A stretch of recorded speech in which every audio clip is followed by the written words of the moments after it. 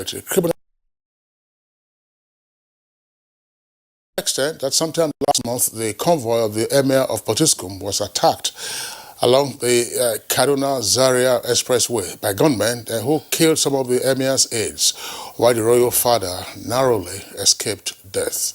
Perhaps more worrisome was the gruesome murder of the Adamawa State Khan chairman, the Reverend Lawan Andimi, by vicious insurgents of the terrorist organization, the Islamic State of West Africa Province, ISWAP.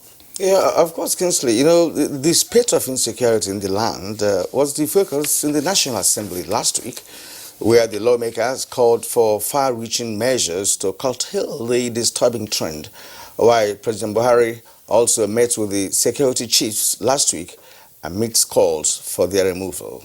Indeed, Kyria, there are many posers. Now, with the overhaul of the security architecture at this point be the solution to the ongoing security challenges? And what strategies in particular are required to tackle the challenges that we continue to face? In particular, also, the synergy that is required amongst the security forces and the tiers of government to tame the monster of insecurity in the country. Well, these are issues our guests will respond to on Good Morning Nigeria today, the first edition of the program for the month of February 2020. Thanks for joining us. My name is Kyria Umayo. And I'm Kingsley Osadolo. I join my colleague Kyria to also welcome you to the program, reaching you as always live for the network service of the Nigerian Television Authority. We're right here at the Abuja headquarters studios. We have a second topic for conversation, and that is on the plans to repatriate another tranche of the Abacha loot. Plus, of course, our regular companion segments, which include newspaper review, business, sports, and others. Of course, you know that the weekend was a blockbuster one for sports, and more particularly yesterday. Congratulations to Novak Djokovic, who took the Aussie Open title for an 8th time. That's the record that he has set. 17 Grand Slams now, and the highest paid tennis player in terms of earnings. Yeah, for now, yeah, it's temporary because there are more competitions ahead.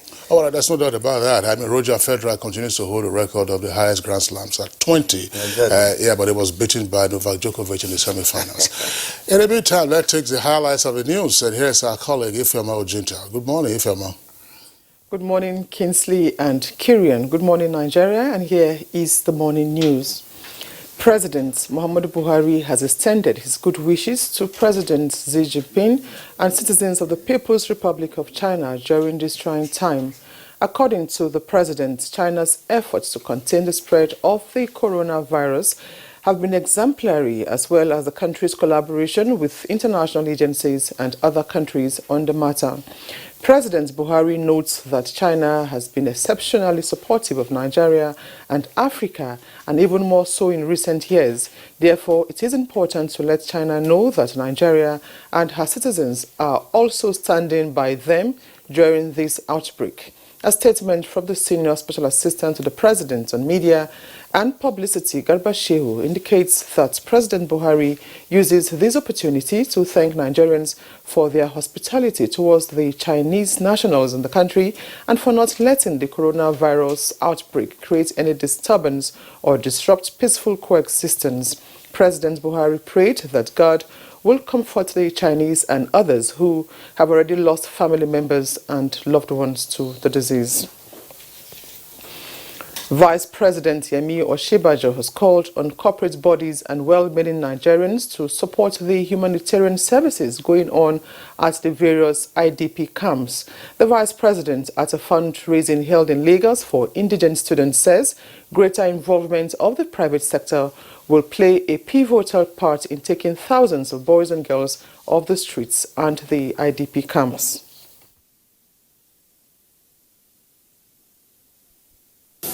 The tragedy of conflict and its outcomes in poverty and displacement is stark. Governments alone cannot handle it. So much more is left undone. So much more still needs to be done. There are still thousands, especially girls, in the camps, and some roaming the streets waiting for the second chance that only committed persons and organizations of conscience can offer. And so I urge you to join in that effort as soon as possible. As part of plans to reduce food wastage and engage headers for economic sustainability, the federal government is to establish 2 milk processing plants in Jigawa State this year. Minister of Agriculture and Rural Development Mohammed Sabo Nanono said this while on an inspection visit to food silos in Jahu local government area of the state. I am here to see our silos, which we lease to some companies. One, to see whether really they are doing the jobs that they say they are going to do. I have seen some semblance of it here. And we are reviewing all these concessions where the consignee has met all the necessary conditions, will allow them to operate. Those that have not, we are going to revoke and get them back to us. Breaking language barriers is one way the Nigerian Army is forging civil-military relations in various communities where operations are carried out. And graduates of the Indigenous Languages Proficiency Course 7 are already putting into practice their new acquired language skills. Credible and reliable intelligence, which on its part depends on the ability to communicate with the local populace. Effective communication on its part will require some level of proficiency in the local dialect of the operating environment. Ututu Omanu is then thank you, Esheu, Adupe. Meanwhile, the Nigerian Army has rewarded 37 officers and soldiers in the Northeast Theatre of Operation Lafia Doli. A statement by the Nigerian Army Operations Media Coordinator, Colonel Aminu Ilyasu, indicates that the reward is aimed at boosting the morale of troops in the Northeast.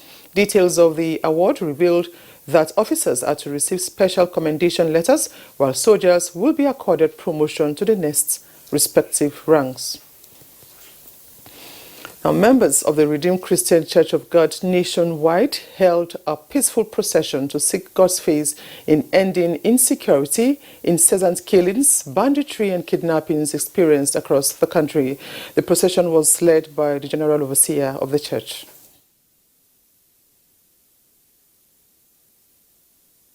The Christians are aware and they want things to change. Move around and pray for healing in our land, for help for our leaders. Our prayer as a church and as a national body of Christians is that peace should return to our nation. And that's the news for now. Good Morning Nigeria continues with Kingsley and Kirian after this break. You are watching Good Morning Nigeria on the network service of the NTA. Now let's go business. Public and private sectors enjoined to maximize gains derivable from the recent UK-Africa Summit. Details with Kunle Adeye. Having identified Africa as the destination of global investment, countries like Japan and Russia have shown interest in the quest to be actively involved in the continent's economic activities. The UK has now joined the League of Developed Nations showing interest in Africa. The recent UK-Africa Investment Summit shows the readiness of the country to be more active in trade across the continent. With its exit from the European Union, a deal is imminent, and Nigeria, being the largest economy in Africa, will definitely be of interest. What we'll do is what we've done. We've gone there, we've been able to, talk. What you do at that level of what you call diplomatic tourism is what the president has done, okay, to be able to reaffirm, his policy focus on fight on corruption, his policy focus on economic diversification, his policy focus on international, trade and relations. Now, we haven't said that. It's now for us to walk the talk. And then what we're talking about us now, you're not talking about, those departments, agencies, ministries, and then, of course, the organized private sector to begin to now walk the talk. There is no, the master, the output of whatever relationship you have, the moment you call it trade, is all about profit. Some Britons have already indicated interest to invest £350 million in Nigeria's gas assets. With business news, I'm Kunle Adeye. Many thanks, Kunle, for the business packet. Next for us on the program is a review of some of the papers we have this morning.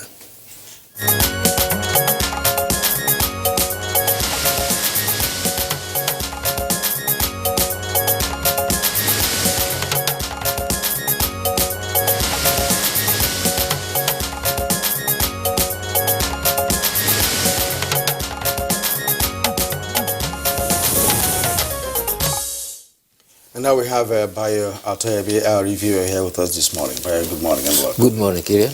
Good morning, Leslie. Right, Bayo, good morning, Nigeria. I hope you had a pleasant and restful Yes, I weekend. did. Yes, I did. Okay. All right, we have it's about 3 newspapers to review this morning. Let's begin with the Nigerian pilot. The Nigerian pilot from top to bottom have opposition to IBPIS economic sabotage, says Buhari. That's on page 11. Ijo youths insist restructuring only solution to insecurity. That's on page 13. And of course, the lead story on the Nigerian pilot, APC raises alarm with 4 riders, says Boko Haram plotting religious war. Cautions Nigerians not to fall for such divisive plot. Warns that such plot is a red flag that must be checked. Regrets that some politicians negatively influence the discourse. The details can be found on page 8. Now, the photo story there is actually that of the General Overseer of the Church of God, of course, Redeemed Christian Church of God. That's Pastor Adeboye, who was leading his congregation on a walk, clad in green and white. Combination of a suit that looks interesting. Now, outrage has canned protests nationwide against worsening insecurity, and the other story is at the bottom. $321 million looted assets. AGF leads Nigerian delegation to USA.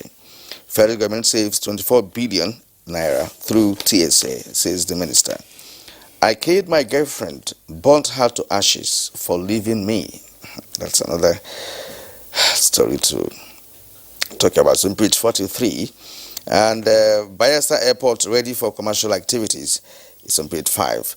Manufacturing index slowed down in January, according to CBN.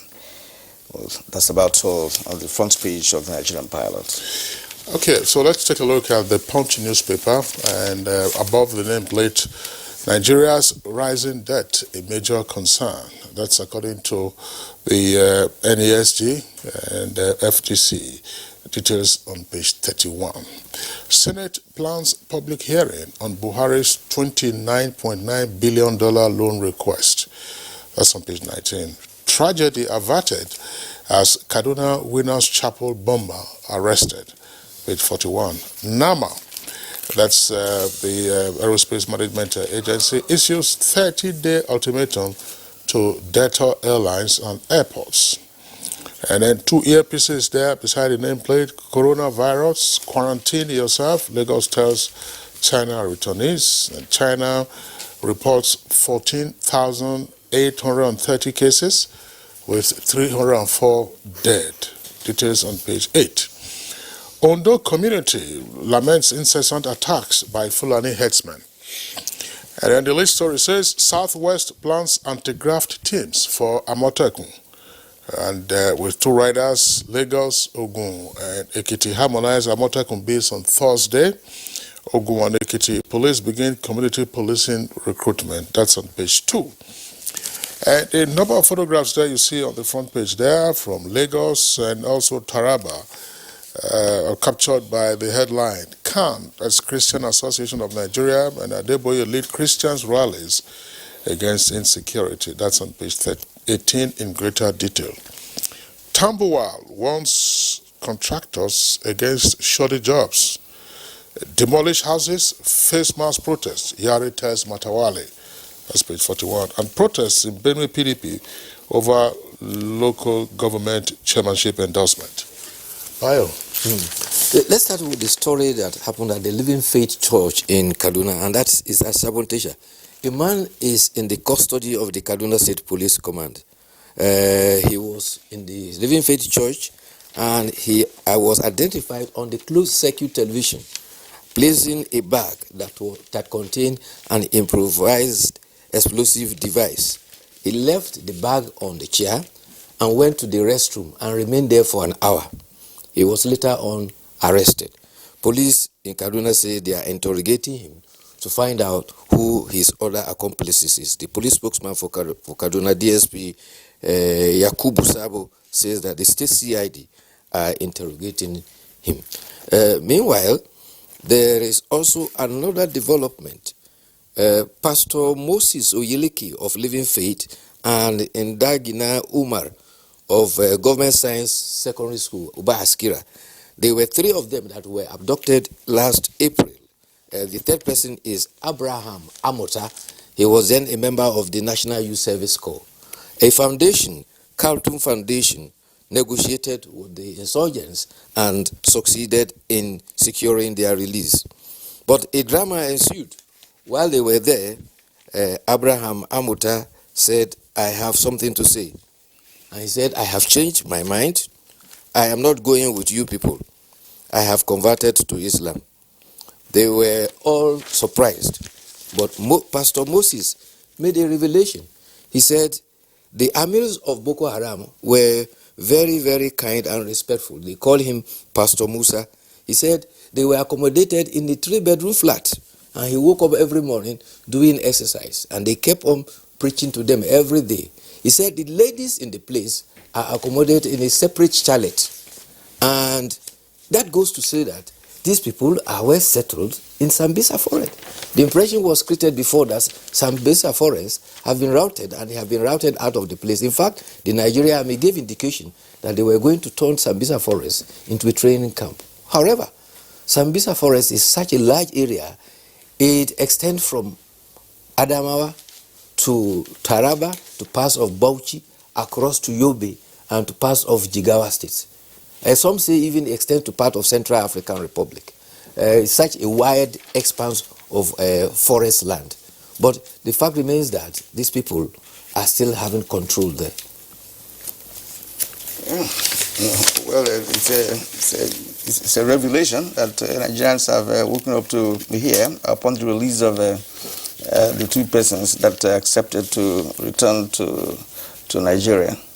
There is this story also you read about President Muhammadu Buhari saying that the attitude of the Academic Staff Union of Nigerian Universities to IPPIS is one of sabotage. The Vice Chancellor of Nasarawa State University, Professor Suleiman Mohammed, has cautioned, and he says the federal government and ASU should please indulge in dialogue. And he says that the tendency always is that if dialogue is not entered into, the trend is that there will be threat of strike, universities will be shut, and at the end of the day, they will still come back to the dialogue table to discuss and reach agreement. So instead of things going out of hand, they should please sit down and narrow the differences between both parties. ASU met with President Buhari at the villa some weeks ago. So was that a war situation or was dialogue? Dialogue, but when you dialogue and everybody is maintaining their position, it means you are talking at each other, but you are not talking to each other and listening to each other and trying to reach agreement. The Vice Chancellor also pointed out that the Academic Staff Union is insisting that certain peculiarities of the university is not taken care of on IPs. And you recall also that the Office of the Auditor General, Accountant General of the Federation indicated that IPs is fluid enough to accommodate the peculiarities of the university, sabbatical leave and everything. But Academic Staff Union is saying that they want to resist being returned to what they describe as a public service system. See, all these things we're just rigmaroling. You know, the actual fact is this, that a government cannot be paying you without having control of how the resources are utilized. It's a simple thing, and I don't know why they make it look so complex. If you have peculiarities, what government has to do is, okay, accommodate the peculiarities. We hosted the Accountant General of the Federation last week here, Kingsley and I, and he made it clear that it's just less than 30% of us members that are yet to key into IPPIS. So why going on strike when a good number of them have actually complied with IPPIS? So going on strike can never be useful. can never help anybody, including the lecturers themselves. Right? The lecturers, the students are at the receiving end. So, no, what about the parents? I'm sorry. I think that's the point of blackmail that we often would hear. They will say, "Oh, if they go on strike, then the academic calendar will be disrupted." X, Y, Z.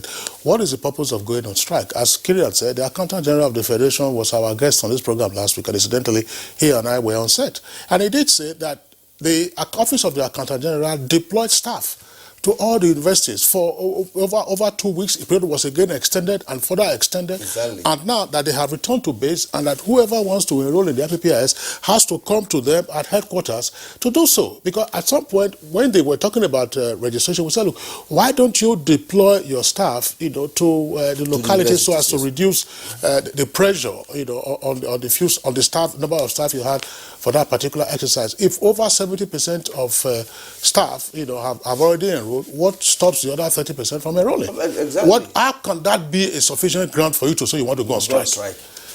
Are you to determine how your employer will pay you? Yes. Let's go to the... Did you say yes?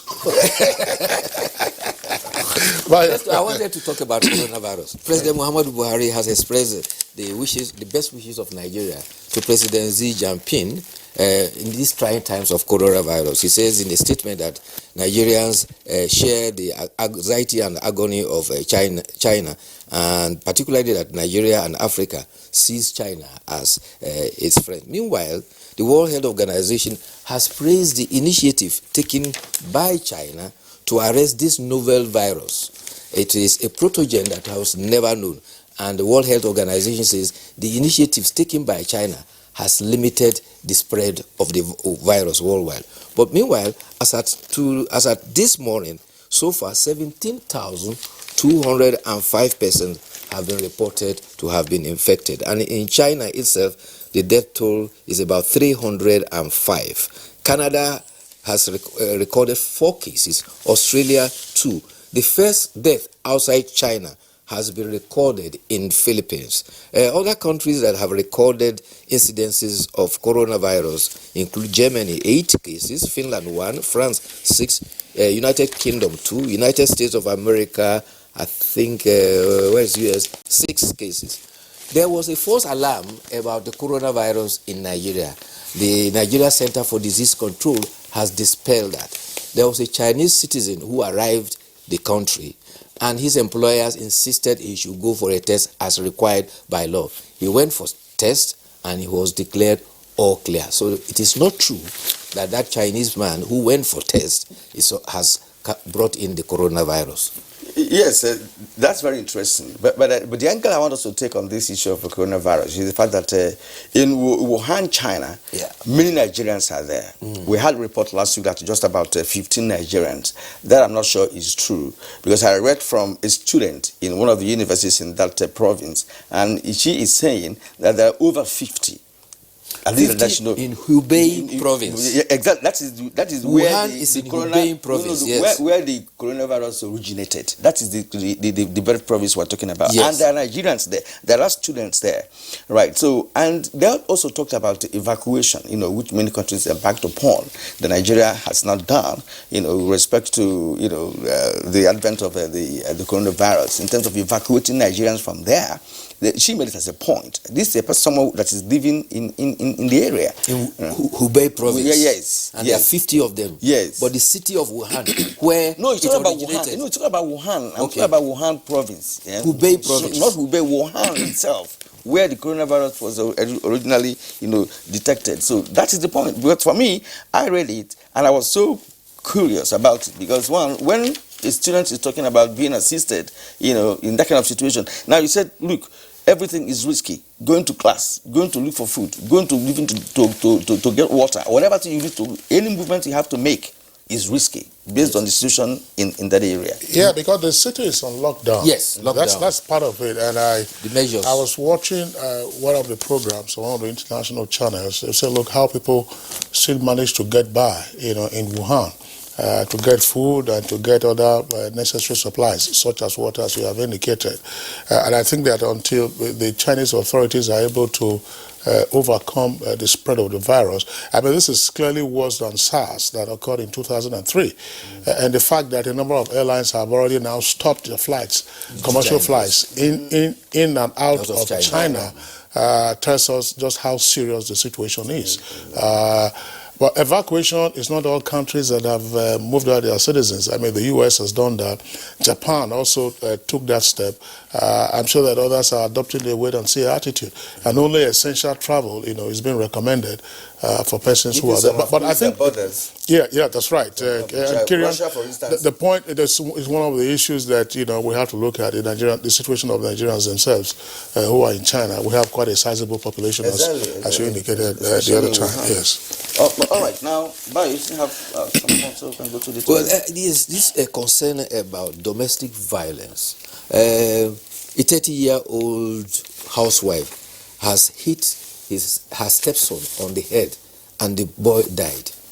And from all indications, the father of the boy and the husband of the stepmother, the two of them took the child. This thing happened in Ogun State, Ogijo, and took the baby the child to Lagos and buried him. The citizens reported silently to the police, and the police are investigating this murder. There is also this report that says there is a new sheriff in town. Guess what?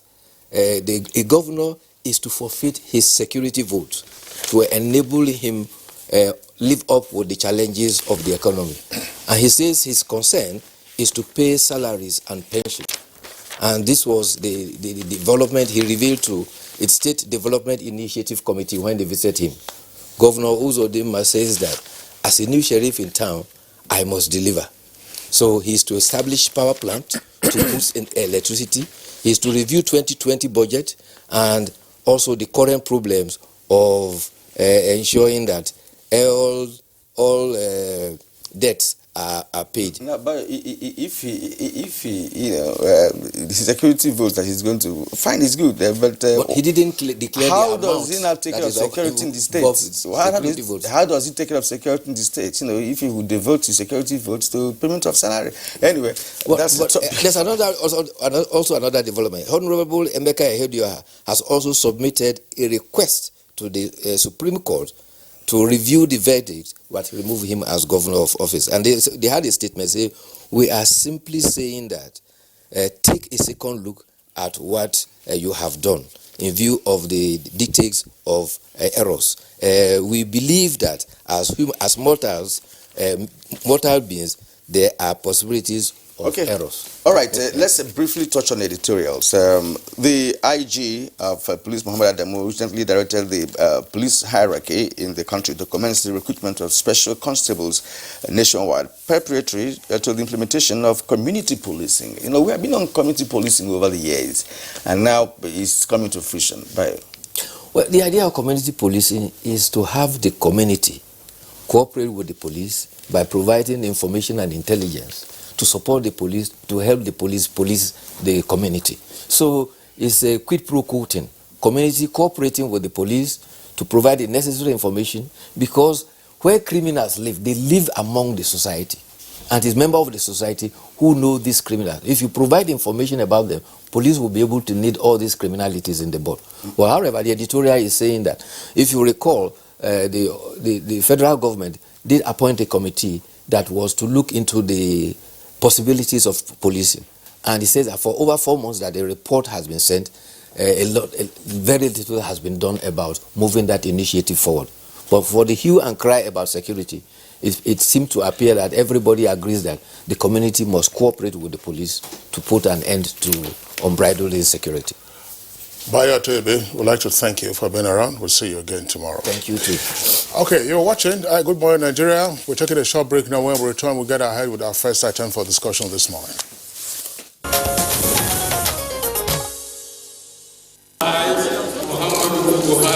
No doubt, at the inception of the Buhari administration in 2015, Nigeria was neck deep into security challenges, chiefly insurgency. Having made tackling the menace a major campaign promise, the administration swung into action. At the peak of the farmers-herdsmen clashes, the leadership of the police was deployed to Benue State to contain the situation.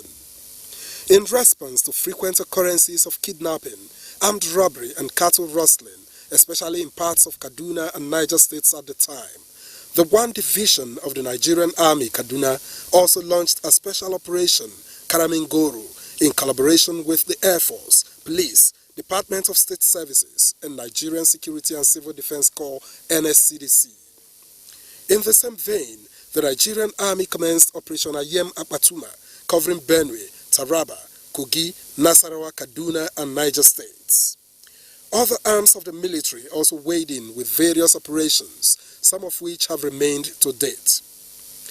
In spite of all these measures taken, in addition to acquisition of military hardware, the security challenges remain, and this has led to disquiet across the country. In January alone, governors of the Southwest Geopolitical Zone felt compelled to launch a regional security outfit, Operation Amotekun, even though the action continues to generate controversy. The Christian Association of Nigeria also asked President Muhammadu Buhari to consider replacing all the security chiefs over growing insecurity in the country. Their call came on the heels of the gruesome murder of the Adamawa State Camp chairman, Lawan Andimi, by gunmen after he was initially abducted. This was followed by calls by the 2 wings of the National Assembly for a rejig of the nation's security architecture. Only yesterday, Pastor Enoch Adeboye of the Redeemed Christian Church of God heeded the call for a prayer walk by the Christian Association of Nigeria. He led his congregation to protest the spate of killings in the country, alongside several other congregations which also staged peaceful processions. With security experts already seated in the studios to analyze the issues, Nigerians will be waiting for fresh ideas on how to tackle the menace.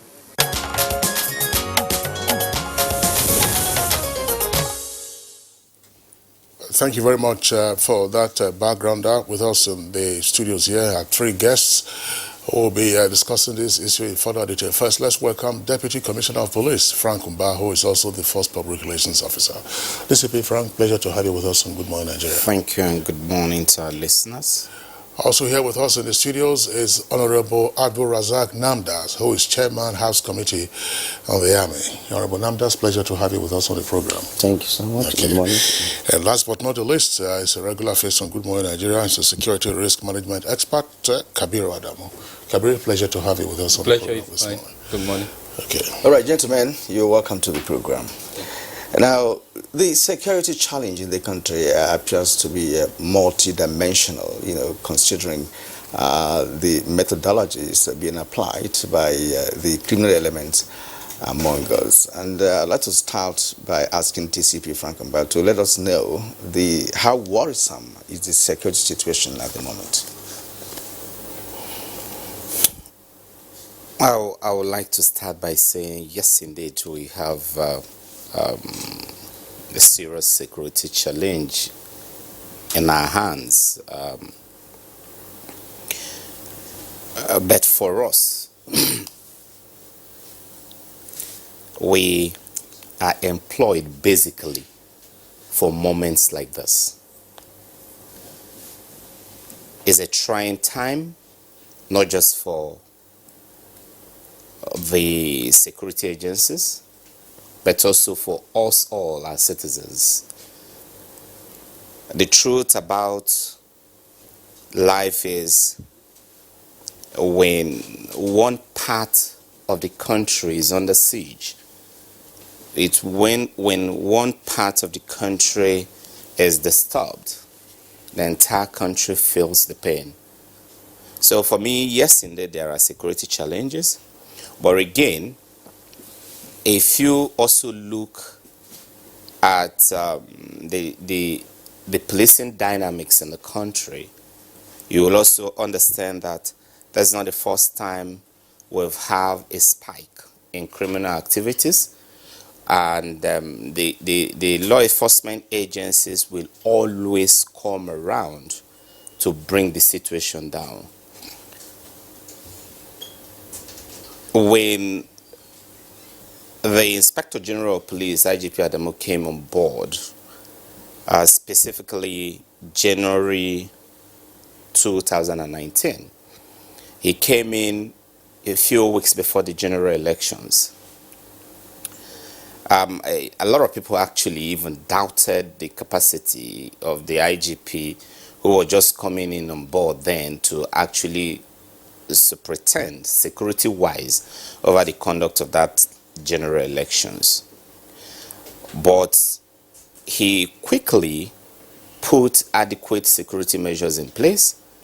That general election came and went smoothly against all the negative predictions by the doomsayers. But if you followed the crime pattern and dynamics again, you discover that soon after that election, sometime around March or thereabouts, March, April, we notice a sudden spike in criminal activities. Abuja-Kaduna Highway, for example, became almost impassable. The rate of banditry in states like Zamfara, for example, was hitting the sky roof. And then we had a lot of challenges across length and breadth of the country, particularly in the north central and even in the northwestern part of the country. The police management team led by IGP Adamu had to quickly take a second look at the security arrangement across the country, and that led to the birth of Operation Pofada. The security architecture was quickly rejigged, and largely Operation Pofada, which was as at that time designed to retake the space, the public space, from the control of the criminals, largely met its fundamental objectives.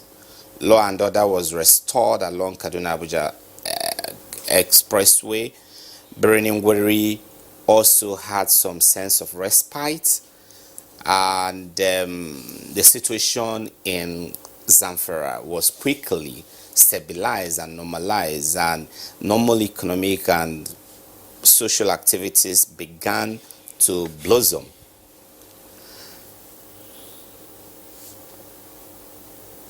If you also look at the entire 2019, it was more of stabilization continuously.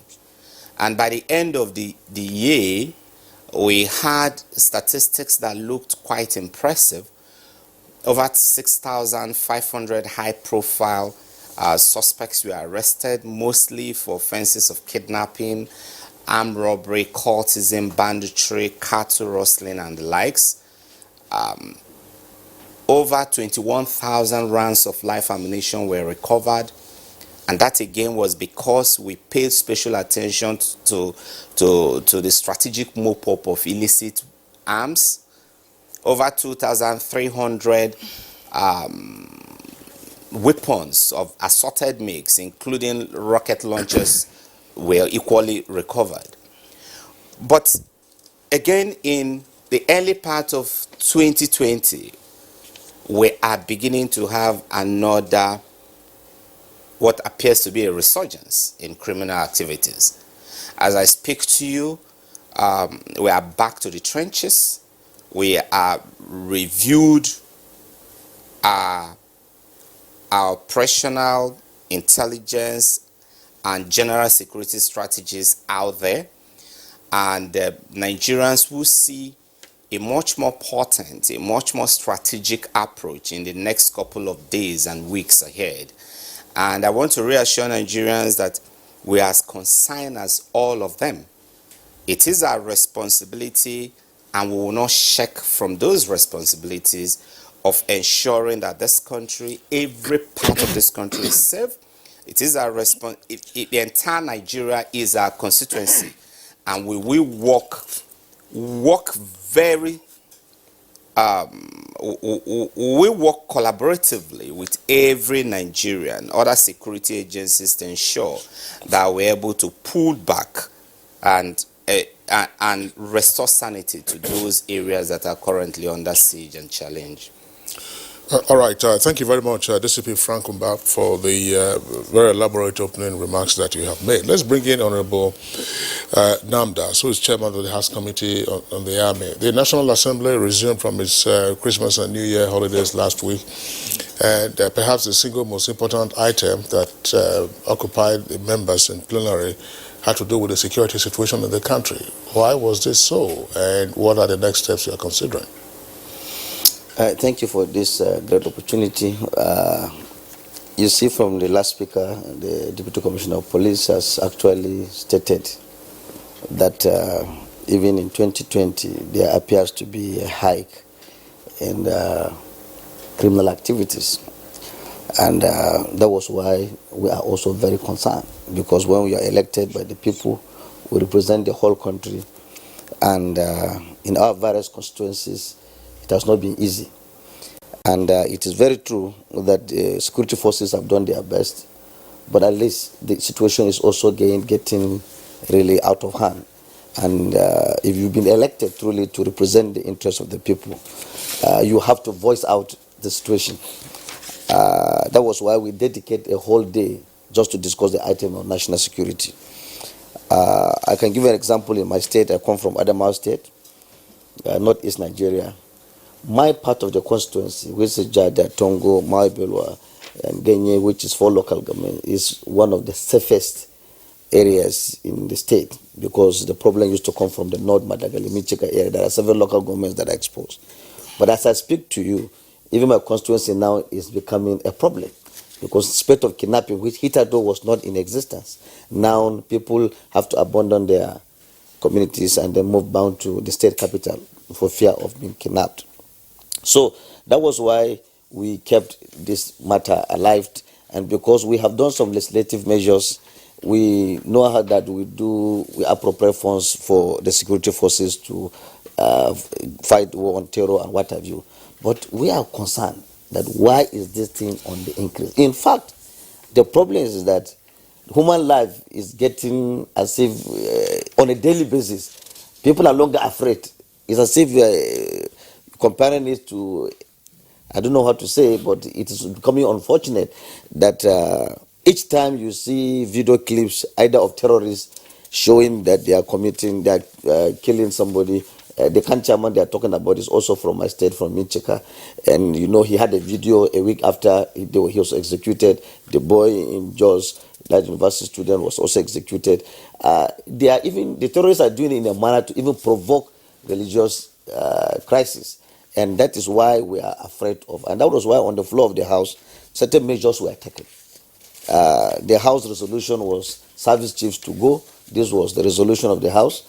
And additionally, the House said, okay, let there be a tripartite meeting between the leadership of the National Assembly, the President, and even the service chiefs. Let's know where the problem are, so that we can sit down, because when the Speaker was elected, the first thing he did was to talk to the service chiefs.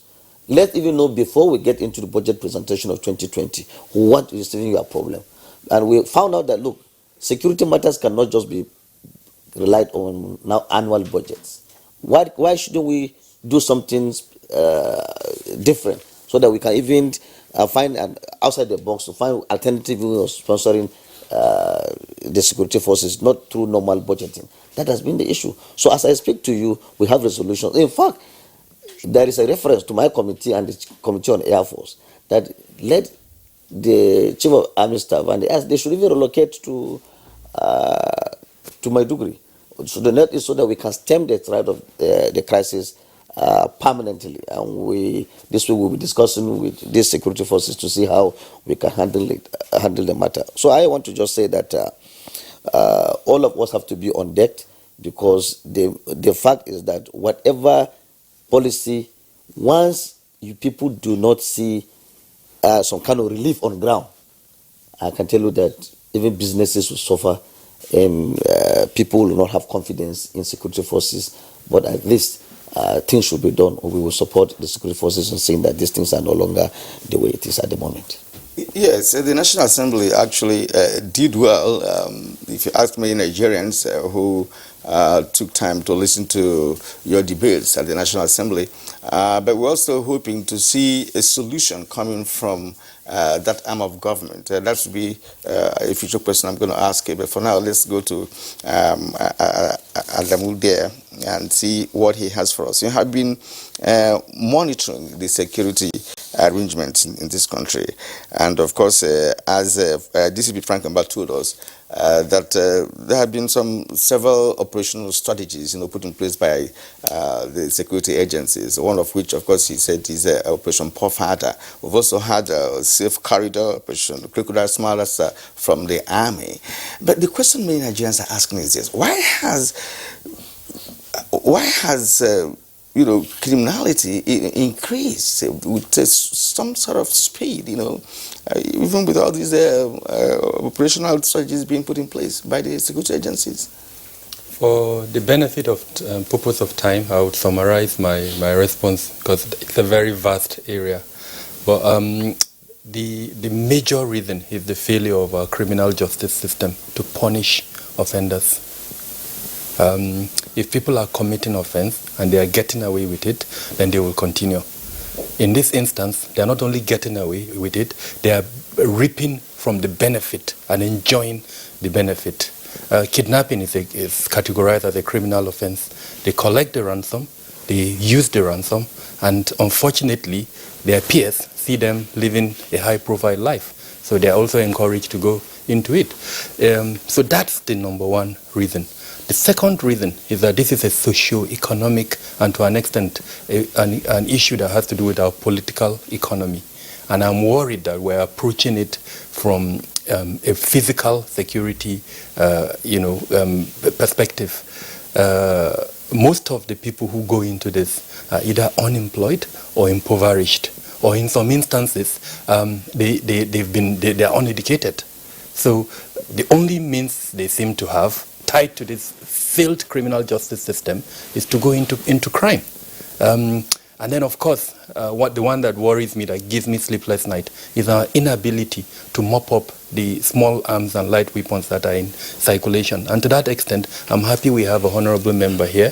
I would urge the National Assembly to look closely into the bill that says we should have a commission for small arms and light weapons. What we've had in the past 13 years, 14 years thereabout, has been a presidential committee that unfortunately is currently mad in controversy at the moment. So it's not even functional, that presidential committee. We need to have a commission that would actively go out there and mop up the small arms and light weapons, because there is no crime that is committed without small arms and light weapons. So how do you hope to deal with crime if those weapons are out there in circulation?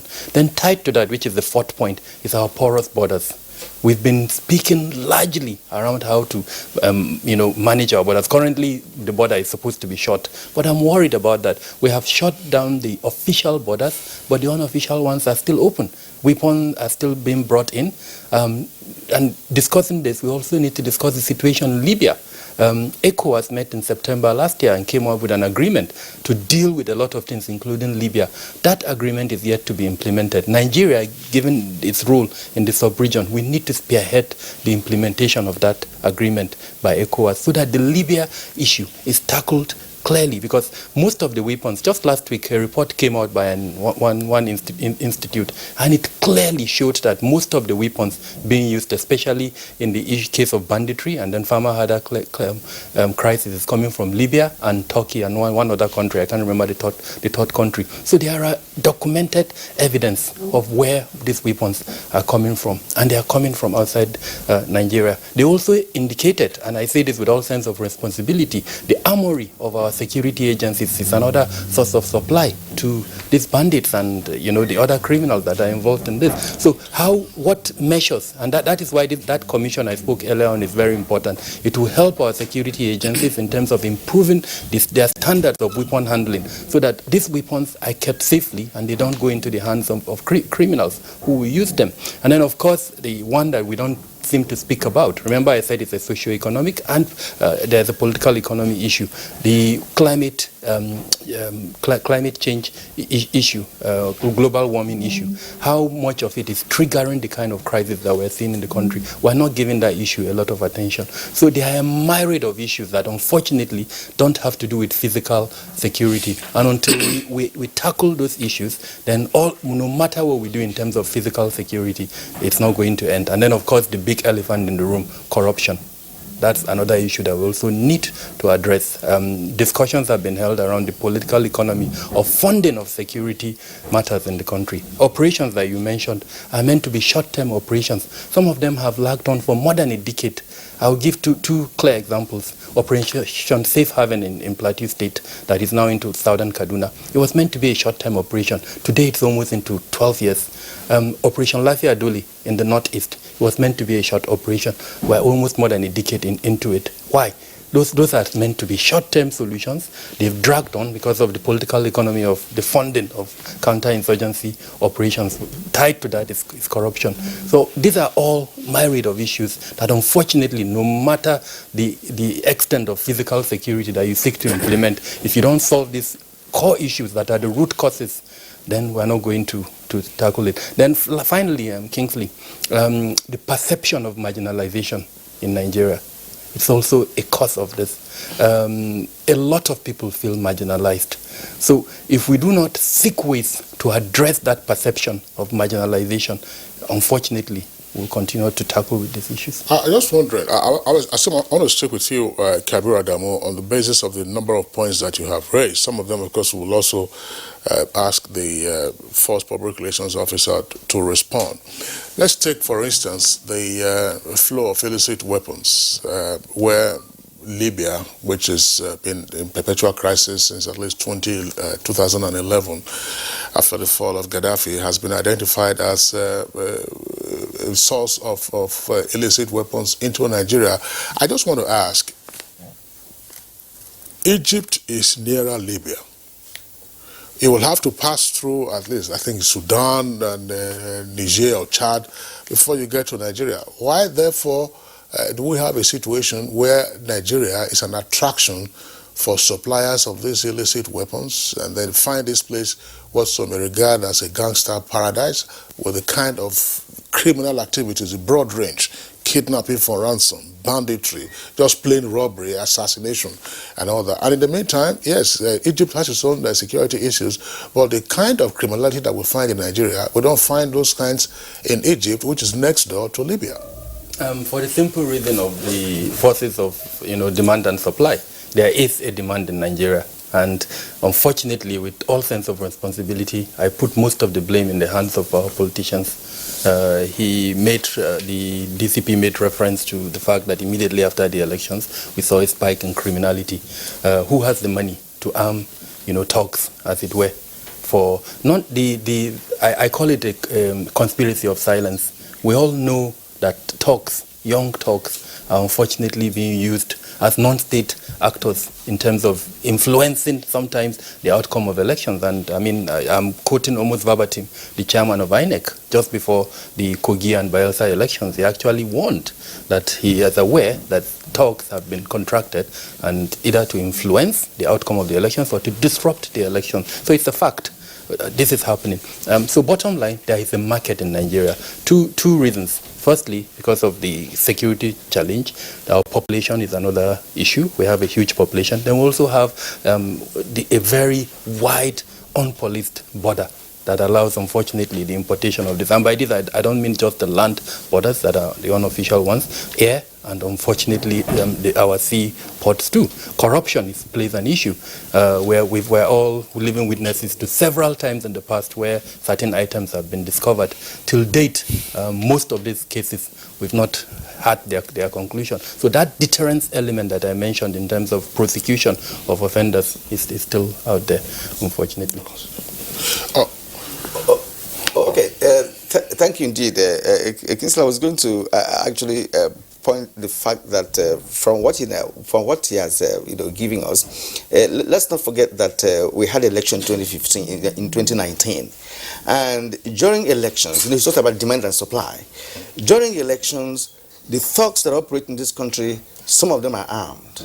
And these armed are paid for by those who hired the thugs to do that. So when you talk about the demand aspect of it, it is a reality. We have just left, done an election, and some of the weapons used in those elections are still in circulation. They're still in circulation. All right, so we'll get back to other elements, concerning that. But for now, let's introduce our guest in Lagos.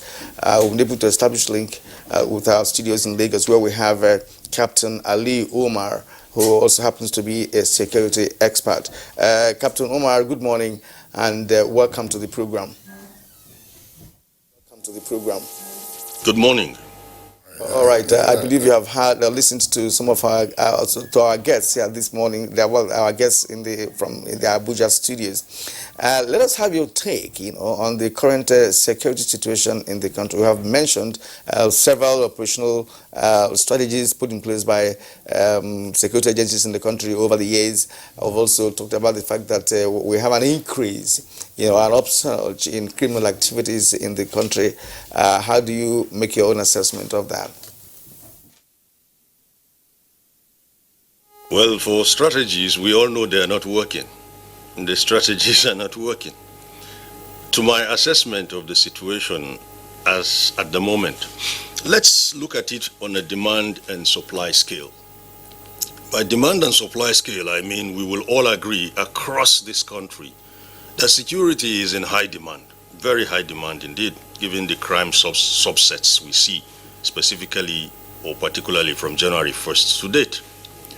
But then when you talk about supply, can we say supply of security is optimal? No, we can't.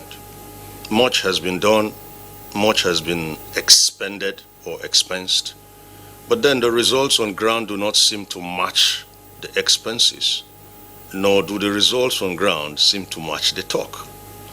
So for me, what is actually needed is not talk now, it's results. And these results can be achieved if only we track security. We must track security.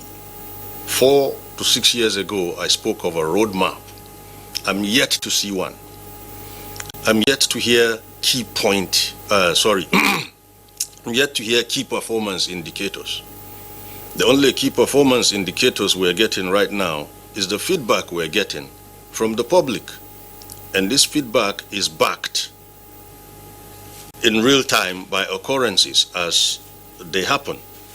So basically what we're seeing in the country is a situation where there is more demand for security in the past 1 decade, despite all, than the supply to date. That's my take. All right, Captain Ali Omar, of course, a regular face on Good Morning Nigeria. We'll return to you so that we'll take the other guests back again to DCP Frank Umba. DCP, again, we've also had the benefit of your presence on our program to discuss security issues. And I recall, as you also pointed out, that at some point last year, you were quite enthusiastic in reeling out the figures of bandits who had been picked up, especially along the Abuja-Kaduna highway, and how there had been a dramatic decline in the number of incidents recorded with regard to robberies and all of that, and even some non-kinetic measures were deployed in Zamfara for the engagement of the bandits, and part of which also extended to Katsina. But again, as you have pointed out, there suddenly seemed to have been a dispersal of these criminal elements. I mean, Boko Haram is there. Bandits and kidnappers, they are all around the place one more time. Of the hundreds, if not thousands of persons that the police arrested, what do we know about their SES, that is the socio-economic status? Are these persons, I'm driving at the point that Kabiru Adamu raised earlier, are these persons so poor and down and out that crime and criminality have now become their last resort? Are these persons so poorly educated that crime and criminality have also now become their last resort? And more importantly, why does the law appear to be slow in taking its course against these elements? And therefore, in the absence of deterrence, they seem or their accomplices or other persons seem to be emboldened to now take up arms against innocent citizens, and then we are seeing a dramatic rise again in criminality across the country. Kingsley, this is this is so loaded. The truth really is, and I want to align myself significantly with my brother, who has spoken extensively about the aspects of non-core law enforcement approaches that are actually required to deal with criminalities across the country. The truth really is, sometimes as police officers or as members of the law enforcement communities, we are like doctors who are compelled to treat symptoms rather than treat the causal factors of the disease. So you are a medical person and you are compelled to administer paracetamol to treat the symptoms of malaria, which usually comes with headache and variation with body temperature. But you don't have the wherewithal, and it is not even within your space or your means or your AR, your areas of responsibility to actually treat the parasite, which is the root cause of malaria. And so oftentimes you find us as members of the law enforcement community chasing after criminals, chasing after bandits, chasing after kidnappers, chasing after terrorists, chasing after cultists, chasing after the Yahoo boys, chasing after the political thugs.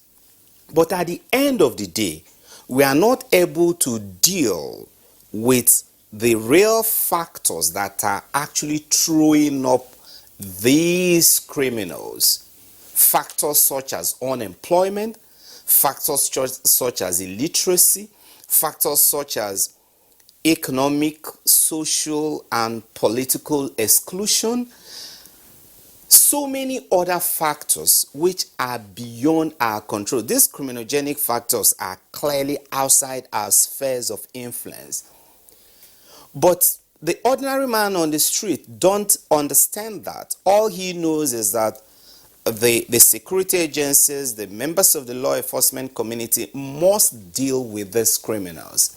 But at the end of the day, until we are able to collectively, particularly at the political level, galvanize efforts to deal with these major causal factors, the police, the military, the DSLs, the civil defense, the immigration, the customs will continue to deal with the effects, will continue to deal with the symptoms rather than dealing with those factors. And that's where I totally, absolutely align myself with them.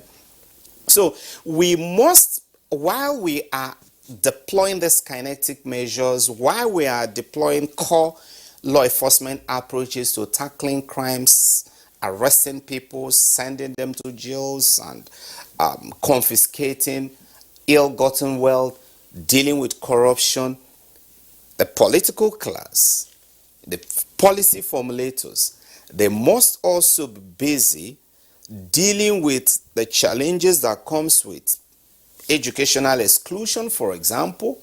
Why do we have such large number of out-of-school children? Why is the employment level so high? Why is the gap between the have and the have-not continue to widen and never seem to narrow down? Why are lots of people so educationally backward, educationally excluded, economically excluded? We must deal with these issues in order to make our work here at this fair much more easier and even much more effective. It is easy to drop blames, but the truth is, when it comes to the issue of fixing this country, we must tell ourselves the truth and we must face the truth. Whether at the home level, what are we doing as parents? Our children these days are running wild and out of control.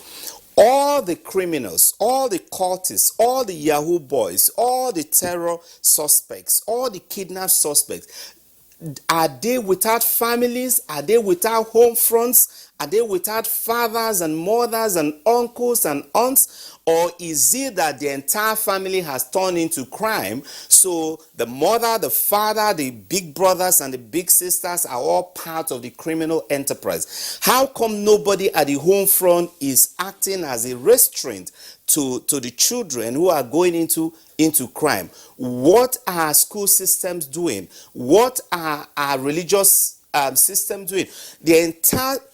Our entire socialization process, how are they structured? What are our objectives, and how do we galvanize these things to actually beat a retreat and try to fix our children in the right path? We can continue to blame the law enforcement community from now till the end of the year, but on our part, we have to do our part. But every other person have got a role to play. And before I stop, let me also quickly speak to the issue of proliferation of illicit weapons. The truth about this, and if we must tell ourselves the truth, even before the collapse of Libya, this problem have been with us.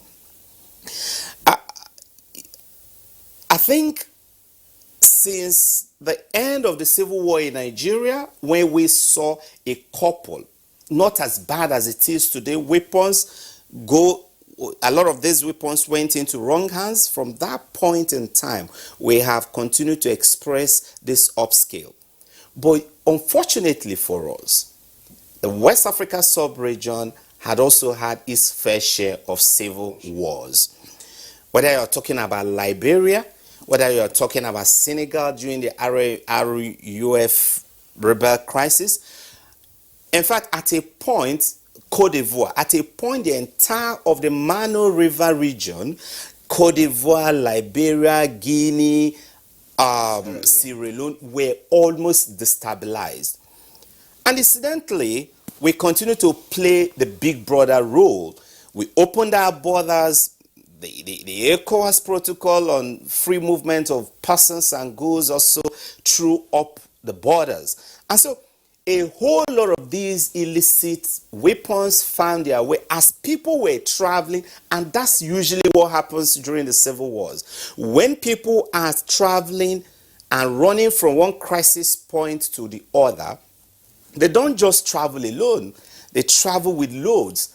And sometimes in those loads are weapons concealed.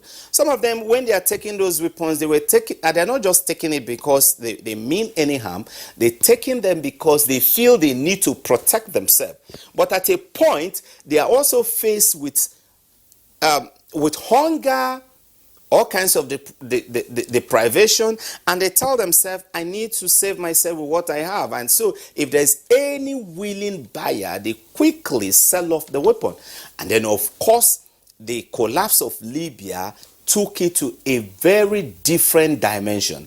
And when you ask the question, how come it is easier to move weapons from Libya down here than other countries, he partly answered the question: demand and supply. And our politicians must also begin to de-emphasize the do or die politics. Why do you procure weapons? And you procure weapons for these thugs. And at the end of the day, they turn the weapons against you. They turn it against their constituency. They turn it against your citizens. They turn it against sometimes people who have filial relationship with you. And so we must tell ourselves the truth. Unfortunately for us, again, the whole of the Sahel region is also in turmoil. So you have weak governance and destabilized jurisdiction across the Sahel region, from Chad, from Central African Republic, Chad, Niger, Burkina Faso, Mali, even Mauritania that is up there. And so we must. Honestly, we're going to pause you, because you are making very valid points about that, because from all indications, it appears that there's abysmal failure in the entire social and political strata, including the family, from what you have expressed there. Thank you very much indeed.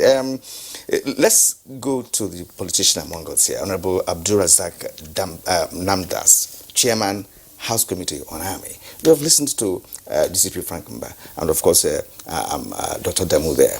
And the issues raised are pointing to the fact that the role played by politicians cannot be overstated in all of this, in terms of thuggery, in terms of, even proliferation of arms with respect to thuggery, because, of course, we know that the thugs don't operate without guns, and these thugs serve politicians in all their constituencies. So if a politician is telling us about what is happening in his constituency, he has not told us his activities during elections. All right, so now that the National Assembly raised the issue of insecurity in the country, Nigerians are applauding you for doing that. Now, what is the solution coming from you? What are you trying to put in place to see how you can assist the executive to tackle these enormous challenges that have to do with insecurity in the country? Yes, thank you so much. I have listened with rapt attention also the contribution of my colleagues. But I think I have to make a serious clarification here. First, let me admit that we have had cases of politicians moving around with talks. This is not to be disputed. Before I joined politics, I've seen it. After I will leave politics, probably will still be there.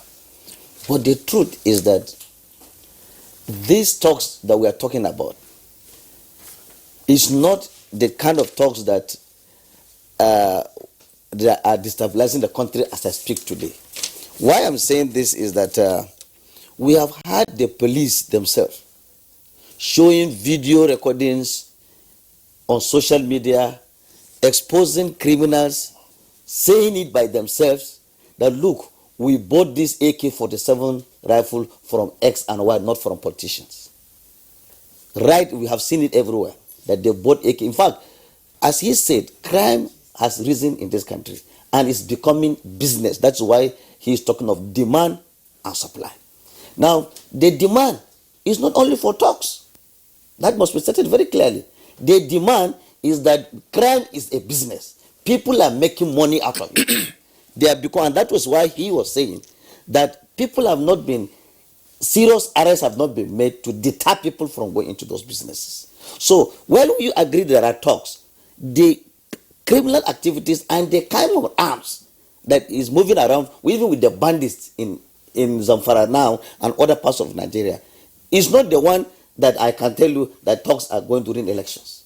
And anything, please let me learn, it's very important that assuming politicians move with even arms, what are the security forces doing to arrest those politicians, expose them? Because if you do not do that, are we so untouchable that even if you move with AK-47, you have imported so many AK-47, just because you are a member of National Assembly or a governor or a minister or anywhere? But they have security with them. All politicians have security with what them. I'm saying, unfortunately, one politician was shot last week in Imo. We had a civil defense guy, and of course, was accidentally discharged. We are talking about arms imported into the country by politicians. Imported illegally. Illegally by politicians. And I am saying that arms imported into the country cannot be said to be the ones that are coming only from politicians, because we have established a fact that criminality is becoming a business, it's a lucrative business. That's true. People are making business out of it. Yeah. Honorable Namdas, yes, that point is noted. Yeah. Let's go very quickly to Lagos. Let's inform our viewers that we are getting our correspondent presently to tell us what the situation is with the ban on the use of Okada and Keke Napep in some parts of Lagos metropolis. But before we do that, let's return to Captain Aliyu Umar, who is our guest in our Lagos studios, still on the security situation in the country. Look, sometime last year, you talked about performance tracking, and you've again raised it this morning which is you're talking about KPIs, that key performance indicators. If those KPIs are not being met, what do we do? What do we know about the graph? What do we know about the reported incidents or unreported incidents? Who takes responsibility for that? That's one leg. Second leg of the question I would also like to ask, considering what some persons have said, that look, some of the incidents of criminality, such as either banditry or kidnapping for ransom, those incidents have assumed an industrial scale, which is the business perspective that Honorable Namdas just brought in. Why does it appear that maybe to the general public, we do not seem to have a sense of saying, look, understanding this business enterprise and how to deal with it? Only yesterday, we saw what happened in London. But there was a terrorist incident, and the police and the other law enforcement agents quickly moved in. The individual was neutralized, but you could see them picking up evidence just to indicate whether or not there were other accomplices. You also saw what happened, for instance, in 1985 when Big Paul Castellano was assassinated. He was the head of the Gambino crime family, which is a mafia. The day he was assassinated, a unit of the FBI redrew the organogram of that crime family and put John Gotti at the head. Do we have such experiences with us to say, look, these kidnappers who are operating, this is their organogram, somebody goes, or this is the way they operate, and therefore how to neutralize them? Well, let me start with your second question before I go to the first one. The second question you mentioned is about what we call intimate intelligence operations. Intimate intelligence operations is where you sleep, eat, think, play, and probably even dine with the adversary. The results we see today do not indicate there is that level of deep-seated intelligence awareness of the adversary within our own security agencies. Best case scenario, if there is, we are notorious as security agencies for hoarding or monopolizing information. So we do not work cross-functionally, nor do we seem to work seamlessly. And that in itself is driven by one problem that seems to be largely domiciled in Black Africa. It's called ego. So even within intelligence and security agencies, as in, let's take XYZ security agency, for example, you see a situation where within that same agency, there are factions, there are what you want to call loyalties, there are the big picture virtually fades. So the kind of information you talk about, it abounds here. I even have some logged just by profiling and observing these ragtags we call criminals. I could tell you so much about them. They give away so much, but then are we seeing it? And if we're seeing it, are we using it? I don't think so. Coming to the first, the first thing you mentioned, you see, we have challenges across board, and these challenges are to us as we are to the challenges. What that means is the challenges do not only rest with the politicians. The challenges are Nigerian. And if you fall within the space of our national expression, our geographical expression, then definitely one way or the other, these challenges will rob off you. What we have to understand is, as Kabiru has said, and as the senior police officer has said, there are compartments across board that actually throw up those things that add up to the problems security has to combat. That is very true. If we have to address those challenges, we must split the solutions into three categories: immediate, middle, and long term.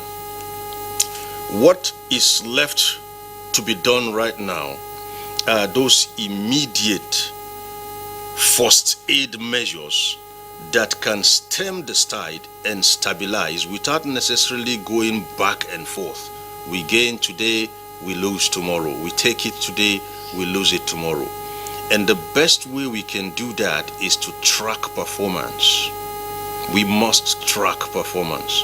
Right now, there is a nil, as in zero consequences culture that has sat in this country for like 3 decades. If you want to test what I've said, you go out on the street, you will hear phrases like nothing will happen. It is with us, let's face it. When something starts happening for everything, people will man their stations responsibly. Citizens will become a bit more socially responsible. Politicians will govern us responsibly. So, tracking performance and ensuring that there is no more a nil consequences perception can be weighed again on what I want to call performance indicators scale. If I give you 5 naira, I expect 5 naira's worth of work, not 5 naira's worth of excuses. It doesn't work that way. I've had people say things like security votes cannot be accounted for. Interesting. If you can count that vote and know how much it is, my brother, you will account for it.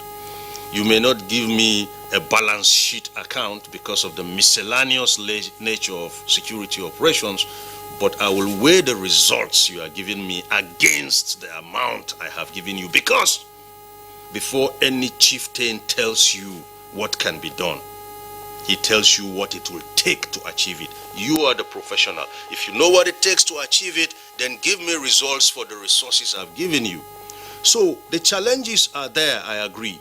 But then middle and long-range solutions won't work for the average Nigerian villager or citizen. What he wants are first aid measures that can vouchsafe and protect his life pending when we bring middle and long-range scenarios or solutions. So those things my colleagues have raised over there are cogent, very interesting and very important. But then the immediate magani and what that means is lese kese in Yoruba, is what are we going to do to stem and stabilize so that people can sleep in their poor muddy huts, so that our law enforcement agencies too can have a bit of what I call a reprieve. Right now they are overwhelmed. The criminals are bolder, they are more daring because it's big business. They make more money than all of us there put together. I've never seen, even bankers don't make the return on investment these criminals make. The reason is simple: zero consequences. If we made it very expensive and dangerous, particularly our judiciary becomes more ruthless, without any sense of apology, I say ruthless, with the laws that attend to those who perpetuate these criminal acts, you're going to see what we call the Pareto principle work, where just 20% effort gives you 80% result. It's tested, it's proven. All we need to do is task our imaginations and get to work. All right, thank you very much indeed, Captain Ali Umar. From every indication, we have a serious matter on our hands as a nation. And of course, as time goes on, we'll start to see how we can get around it. There are criminal elements even in developed countries, but technology and deep-seated strategies have made it possible for the security agencies in such crimes to take care of criminal elements in their area. For now, we'd like to thank you, Captain Ali Umar, for being part of our show this morning. Thanks very much indeed. And of course, we would like to also appreciate all our guests this morning as we are gearing up to also bringing the second segment of the show today. We thank you, Dr. Kaibiru Adamu, who's a security risk management expert. Thank you indeed. Thank you. And of course, the Honorable Abdul Razak Namdas, Chairman, House Committee on Army. Thank you. It's a pleasure having you today. And of course, the Deputy Commissioner of Police, Frank Mba, who is also the first Public Relations Officer. It's been a pleasure hosting you this morning on the show. Thank you. All right. For now, we will take you to Lagos, where our correspondent, Abolade Salami, will be giving us an update on the enforcement and compliance of the ban on keke napep in selected areas of Lagos.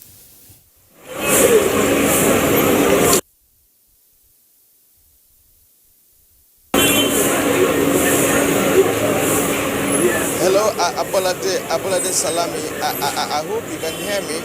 What area of Lagos are you in now, and what's the situation there at the moment? I can hear you, Kiran. Okay, what area are you in Lagos now, and what's the situation? Yes, Kiran, I am at Go ahead, go ahead. Thank you, Karen. I'm at Obalende bus stop, and since 7 a.m. that we got here, the situation hasn't been funny at all.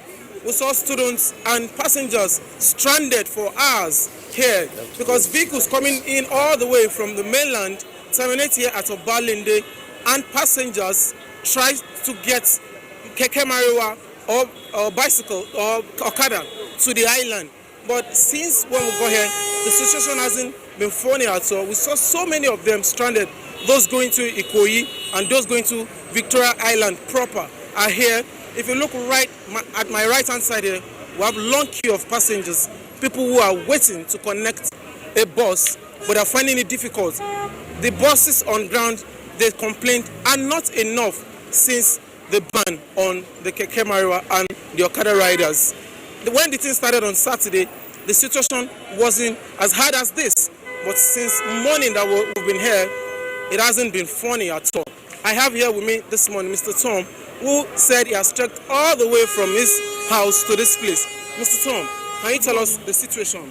Yeah, the situation is not favorable at all because based on that, Lagos State as a whole is a big state, most of the roads are not good. People, you believe in using a tricycle and a Okada bike, to meet the appointment. But since the ban has been laid, for example, on Saturday evening, they are calling a Falomo 100 naira, of which it will be Marwa, start to be 50 naira. But now, go to down there at P&T bus stop there now, there's no vehicle going to a hotel. There's a lot of crowd there, stranded. I myself, I'm going to a hotel this morning. No transport to take me to a hotel this morning. I have to walk down to a hotel this morning. So the ban is not favorable at all. The government of Lagos State should have a rethink and should make a rethink and should change or to change it and make sure that Marwa and Okada should start working again properly. What they should do is that they should they should regulate them. For example, now we have Uber. For example, now we have Gokada, we have a Masgo, whatever, And all that, what they should know that every Okada rider should go and register, just like the BVN, you understand what I'm saying? The Lagos State will make sure they should be registered they will call them, whereby there should be a measure, whereby they will be able to address the issue, whereby there will be more security. You can look, people are stranded. Look at that, stranded. Go to that place there, the temperature is very high. Go to Yabatu. For example, Oyigbo market now. People enter Mara to, what do you call this market? Idumata. It's 15 naira Mara. Okada is something about now, no more. The transport is high, it's times 2 this morning. So the Lagos State government should change this. Thank you. I didn't support this ban. Thank you. It's not good at all. Kieran, as we've heard from Mr. Tom, so also as so many Lagosians with the same complaint. But let me quickly bring you up to speed with what the Commissioner for Transportation told us on Saturday when he was in our studios. He confirmed to us that the government, by tomorrow, that's Tuesday, will be going to roll out buses to the streets where this ban have been effected. Thank you, Kieran. All right, thank you, Abolede Salami. Yeah, Kieran, I was just going to say, we can't go back to our correspondent. They say they are stranded, the commuters are stranded because you don't have Kekena, Pep, and Okada available. But what about the BRT buses?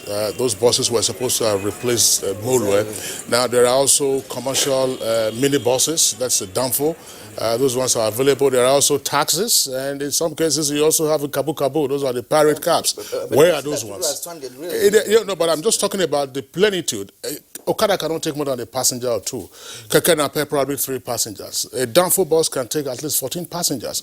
So where are those buses? There are very many numbers. They couldn't possibly be so many. That's what I'm just saying. Now, did they also eliminate Danfo buses from plying certain routes in Lagos, or did they say that BRT wouldn't go elsewhere? But those are the issues that I'm sure that the Lagos State government will have to worry about. If the correspondent is still there, perhaps he can respond to this issue. But I was just saying, what happened to the BRT buses? What happened to the commercial bus drivers, that's to say Danfo, who are private persons? And what also happened to taxis? Yes, thank you, Kingsley. I can confirm to you that the BRT buses are working, the Danfos are working, the taxis are working. But these areas that we're talking about, the areas that these people are feeling the impact more is Victoria Island proper. Because when you come to Lagos, you hardly find these commercial buses ply the route. If, for instance, here in Obalende, now to Ikoyi or to Falomo, you hardly find commercial buses. The Keke Mariwas and the Okadas are the ones moving these routes. Same applies to TBS. When BRT bus comes in from the mainland, it terminates at TBS. Passengers going to Victoria Island joins Keke Mariwa. You hardly find commercial buses. But ever since the ban took effect, when you go to town now, these areas, you now see those small commercial buses taking 6-7 passengers.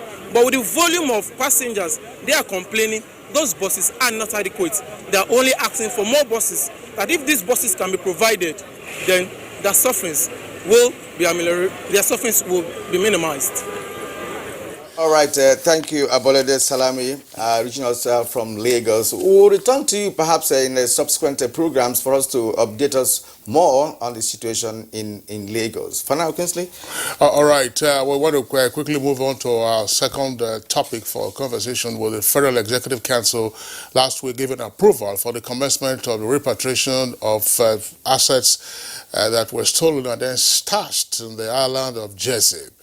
Consequently, a crucial tripartite agreement involving Nigeria, the island of Jersey, and the U.S. is expected to be signed in a few days' time to facilitate the repatriation of the looted funds. And according to the Attorney General of the Federation and Minister of Justice, Abubakar Malami, the looted funds expected include $321 million allegedly belonging to late former head of state General Sani Abacha. Also expected to be repatriated are assets of former Minister for Petroleum Resources Desiani Alison Madueke and former Delta State Governor James Ibori. All right, Kirian, the money didn't belong to Abacha. If it belonged to him, then it won't be repatriated in the first instance.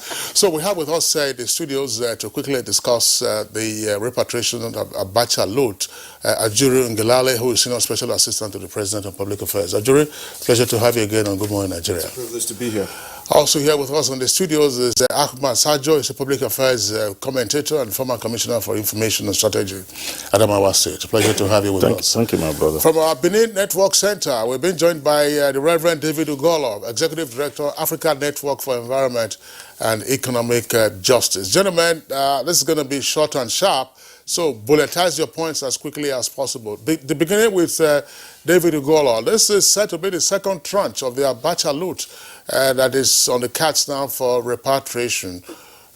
Have you been satisfied with the process so far? This appears to have gone on for over 20 years.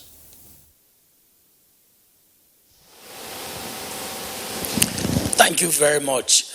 First, again, asset recovery is a very difficult process, and to a large extent, Nigeria is the most successful case we can point to globally that have been able to recover assets within the space of 10, 20 years. Other countries are still struggling to get the asset returned back. As a matter of fact, the asset recovery, particularly with reference to Abacha, started in 2004, 2005. And Nigeria have been successful in returning Abacha asset. And we are now in Abacha 3 phase. And to a large extent, the federal government have been very successful in the return. But what are the things that are responsible for this success? Well, there has been global support for asset recovery. And Nigeria have taken advantage of that to get Abacha asset returned back to Nigeria. And after the Global Forum on Asset Recovery that was held in Washington in 2017, the international community agreed that there's need for transparency and accountability in asset recovery. And Nigeria, Switzerland signed that famous MOU that saw through the return of the $322.5 million, which is currently being used for conditional cash transfer for the poor in Nigeria. And the success story so far in return of that asset has encouraged Jersey and other countries to begin to support Nigeria in asset recovery. And I think it's contributing to the speedy decision where Jesse and Nigerian government is about to sign the MOU for the return of the Abuja 3. What are the key things that is coming from it? Well, the Nigerian government have also opened up by agreeing in principle and in practice, working closely with civil society to keep an eye on the Abuja 2. As we speak now, we have been deployed over 700 civil society across the entire country, where Abuja money is currently being distributed to the poorest of the poor through the conditional cash transfer managed by the National Cash Transfer Office in Abuja. And that has again sent a very strong positive signal to the international community that Nigerian government is willing to open up the books on how recovered asset is being used. And that again is also helping to encourage the UK government in also returning the other assets stashed in Britain. For me, this again provides a very good framework for tackling grand corruption in Nigeria, because the victim of grand corruptions need to benefit from the return of assets. And the MOU signed by the Ministry of Justice with the UK government, providing transparency and accountability, has again sent a very strong signal that when government is willing to exercise the political will to encourage all actors, stakeholders, to be involved on how return asset is used, it provides a basis for development, and that fighting corruption benefits people. And that again demonstrates practically how fighting corruption can be used as a tool to strengthen good governance in the country. So again, the key lessons from the Abuja 3 is that as the government is going to sign this MOU, they need to be open to Nigeria. We need to set up a framework on how Nigeria will track this money, because without demonstrating that to Nigerians, again, it will create a credibility problem. Thank you, David Ugola. If you have time, we will return to you. For now, let's allow our guests in Abuja to also make contribution. Ngalale. In fact, I want to talk on the issue of the background to the proposed tripartite agreement. Why should there be agreement or MOU when such funds are being returned to the owner nation? Yeah, thank you very much. First of all, it's important to note that the agreement, like you said, tripartite, it's not just the island of Jersey and Nigeria, it's also the United States government under the United States Department of Justice. So you have the three. The question I get most often when I have engaged with our people on radio and on social media, etc., has been, if we get this money back, how do we know that this money won't be relooted or stolen? And within the tripartite agreement, there are a series of verifiable measures that were put in place that are foolproof, that would ensure that this money is being used for the three projects that were laid out, which are the Lagos-Ibadan Expressway, the Second Niger Bridge, and of course the Abuja-Kaduna-Kano Expressway, the three projects, or three of the 5 projects under the Presidential Infrastructure Development Fund being administered by the NSIA. Now, the monitoring and evaluation mechanisms are as follows. One, there's a mandate in that agreement that the NSIA must appoint an independent auditor that will essentially oversee the financial side of the process, right? Ensuring that the funds released from the NSIA to the contractors are being applied properly and that they're eligible payments, meaning that the monies being released are for engineering projects, not for anything that's of waste, right? Or that's tangential. The second leg of it is the engineering side. The NSIA is also mandated to ensure that there's a technical advisor, which is going to be an international engineering firm. So you have the finance side, you also have the engineering side, so that the technical advisor will have to, based on the reports and the site visits, will basically be able to say, based on the money that's released, there is commensurate development taking place in each of these projects in a way that is not, in any way, beset with bloating and any of that. The third thing is very, very important. It mandates the federal government of Nigeria to put together a monitoring team, which is going to be made up of members from the Federal Ministry of Finance, Federal Ministry of Justice, the Office of the Accountant General of the Federation, and finally, civil society organizations. Now, the civil society organizations in the monitoring team are going to be funded, not from the Nigerian government, not from the NSIA, as it were, but they're going to be funded from the interest that had accrued on the money that was in the accounts of the island of Jersey. So the fund that's paying the CSOs is coming from abroad so that they have that independence to do the work properly.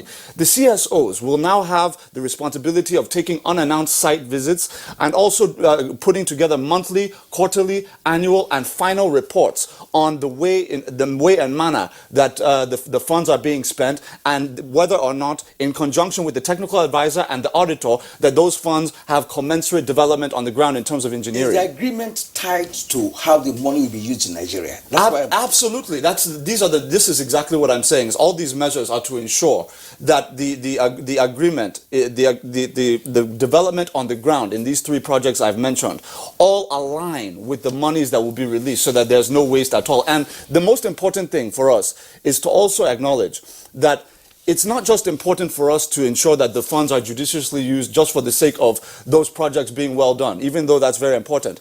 It's also forward-looking, because we have hundreds of millions of dollars into the billions that are still being stashed abroad that we want to have access to, and it's on the basis of our effective utilization of these resources that will ensure that we get future resources, just as this resource that has been made available now is as a result of the good usage of the previous loot for the conditional cash transfer. Yeah, Ajuri, thanks. You just made the point, and Ahmed Saja, I just want to raise this. Abacha died in 1998.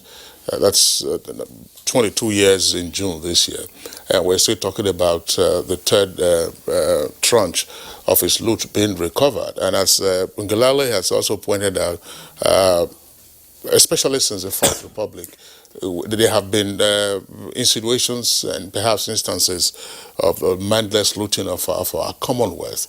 We can imagine just how much of Nigeria's resources we have out there, which will pose a great deal of challenge to recover, except, of course, we go through the way that Ngalale has also indicated, utilize this money according to the MOU, and then you come back and then make another request or another demand for asset recovery. What does this tell us about the whole issue of corruption and what we need to do as a people? Well, one thing is that we need to develop as much confidence in ourselves as a people, and the leadership must also demonstrate sufficient confidence and credibility to be able to elicit the kind of support that the governments outside do. The question I even want you to ask is that we've been into this democracy for about 20 years today. Why is it that it's only under this regime that things are, at least there's some element of fast-tracking the process presently? And I think what is different is what my brother from Benin talked about, and what my brother here talked about, that there is a transparency element in the manner the recovered monies have been utilized. And there is this openness with non-state actors, because there is a lot of suspicion of state actors, governments. But when you say civil society, non-state actors should come in and participate, when you say you agree that an international consultant will come and look at standards, when you say that an independent auditor would look at the financials, you are opening up. You are undertaking the process in a transparent manner, and I think it is this transparency that will help us to recover much more, in the future. Okay, let's return to Benin shortly. David Ogola, we are going to be very brief here because time is not on our side any longer. We also heard that the properties or funds looted by Alison Marueke and, of course, Ibori of Delta State are also part of what the tripartite agreement is going to take care of. How true is that? And if it is indeed true, are there plans to also see how we can get other such funds snatched in America or Europe, back home? Thank you very much. First, asset recovery has become a major issue in Nigeria, particularly against the background when Nigeria have also just undergo a review by the UNCAC, the United Nations Convention Against Corruption, the two chapters, Chapter 2 and Chapter 5. Chapter 5 is about asset recovery. And they are essentially recommendations on how Nigeria need to strengthen the asset recovery regime in the country. And one of those institutional framework to help Nigeria reposition the asset recovery regime in the country is the POCA bill, the Proceeds of Crime Bill, that provides the legal and institutional framework that will enable asset recovery to be very successful. And in terms of getting money down to the states, we don't have any operational procedure. It's still at the discretion of the Ministry of Justice to decide what goes to the state, because asset recovery is between two sovereign states, Nigeria and Britain, Nigeria and the US. Unfortunately, the sub-regional states like Delta, Bayelsa are not able to enter into any negotiation. So what happens with the Ibori loot is an essential case of reference. Now, the Nigerian government has now in the process of doing an MOU with the UK government for the Ibori first installment asset to be returned back. And unfortunately, the federal government have proposed 3 projects that has nothing to do with Delta State. And in the prosecution of Ibori in London, it was clear that it was evident that the money was stolen from Delta State. And now, for the purpose of victim of corruption, now the money needs to return back to Delta State. You shouldn't use money stolen from Delta State as claim to use to a project in other states. So, David Ugolo, all right, thanks. We indicated that we're pressed for time. Ajuri, very briefly. Yes, thank you. Very quickly, the issue that you raised was the issue of the Desiani funds and the Ibori funds. To be very precise, in the tripartite agreement, it was laid out that the yacht that was known to have been funded as a result of the proceeds of corruption by, I think, Mr. Kola Oluko, that's the allegation, was sold off for, I think, about $38 million. That is very much in play. And of course, I believe the Ibori fund is less than 10 million euros. So these are also part of it. But I want to just add very quickly that in addition to what I said about the monitoring and evaluation, it's mandated in the tripartite agreement that those reports must be published online for every Nigerian, every stakeholder in the international community to easily go and visit and see exactly how that money is being expended. So these are the issues. All right, Ajuri Ngalale, Senior Special Assistant to the President on Public Affairs, thanks a lot for being around. Thank you. And Ahmed Sajo, Public Affairs Analyst, we also like to thank you. It's been a short one. The Reverend David Ugolo joined us from our Benin Network Center. Our deep appreciation to you as well. So that does it for us today on Good Morning Nigeria. We are back tomorrow, same time, 7 o'clock in the morning. Until then, enjoy your day. I'm Kingsley Osadolo. And I'm Kyrian. You might have a fruitful day.